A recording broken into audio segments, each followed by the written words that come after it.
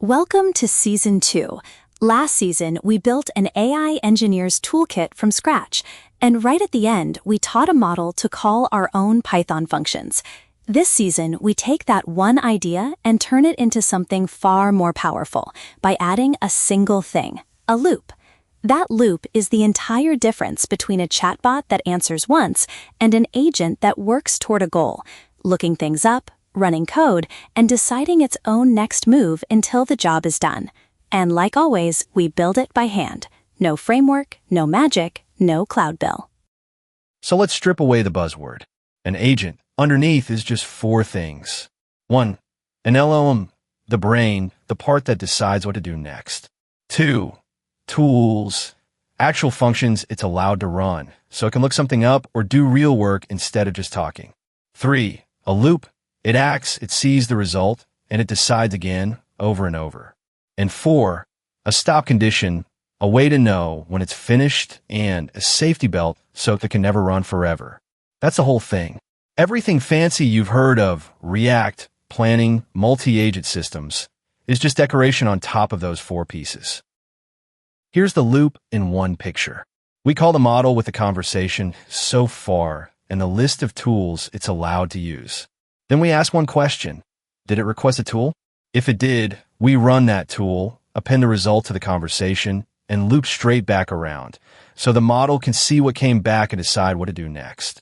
If it did not ask for a tool, that means it's ready to answer, so we print it and stop. And wrapped around all of it is a maximum number of steps, so a confused model can never loop and bill you forever. That's it. Now let's write it. Okay. Let's build the smallest possible agent in one file. No framework, pure Python, and we will use the same OpenAI SDK that we used on series 1. Here is OpenAI. Here is the client. We will call using our Gemini key, base URL, and Gemini 2.5 flash.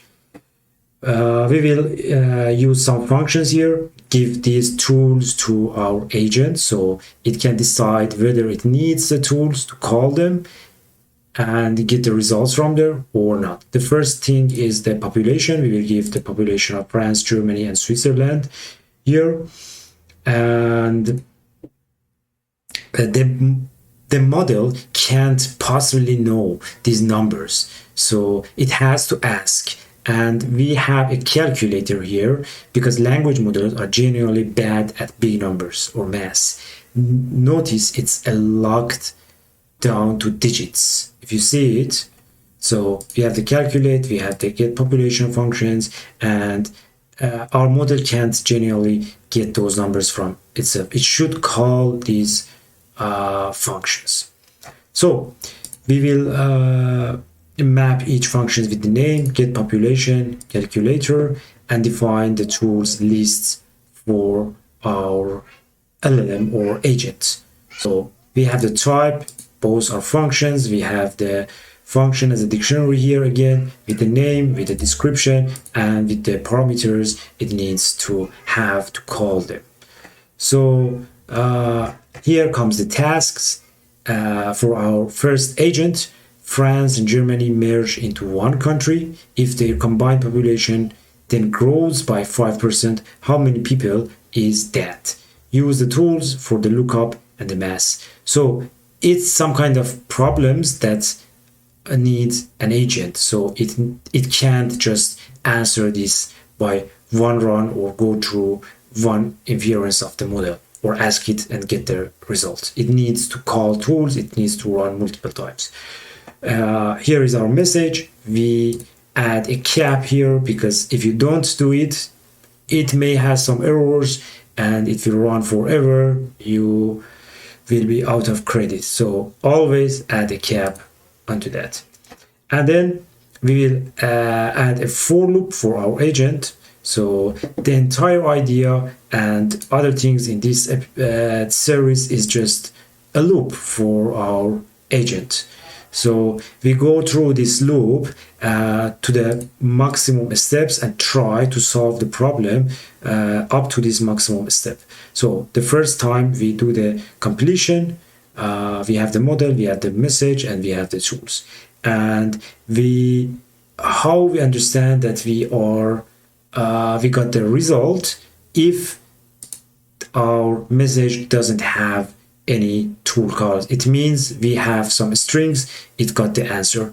Otherwise, we go through it until we get to the max steps and we break it since we don't have any answer. So we go through it. If we have any tool calls, we call the tools, we get the answers, and we put the answers or append it to the message. We go another run. We give it to the LLM again. What was the original question or query? What was the tools we called? What was the answers from tools? Do we need any tool? It will decide itself. If it doesn't need any tool, it has all the information, it will just print out the result. So let's check run it and check the results.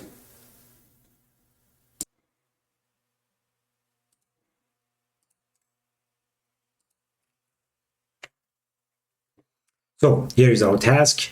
France and Germany merged into one country, and the rest, we have iteration 1 here. It comes here, calls the LLM once. It says we need to get population of the country. Which country? France. It gets the answer. Then iteration 2, it comes here. Again, it has that information. We get the population, country of Germany. We get it. Iteration 3, it decides, okay, we need to call our calculator with this expression, and the result is this one. And iteration 4, it says we don't need any other tool to call, and the new country would have this amount of people. And that's it. You see that how LLMs can be used in agents and decide whether to use tools, which tools to use, which functions to call, and how to get to the final answer. And that is an agent, a model, some tools, a loop, and a place to stop. We never told it to look up France first, then Germany, then do the math. It figured that out on its own, one step at a time, inside the loop. That loop is the foundation for the entire season. But notice the model's reasoning was completely invisible. It decided everything in its head. Next episode, we fix that with the react pattern. We make the agent think out loud, thought, action, observation, so we can finally see why it does what it does. If this made agents click for you, like and subscribe. The code's in the description, and I'll see you in episode 2.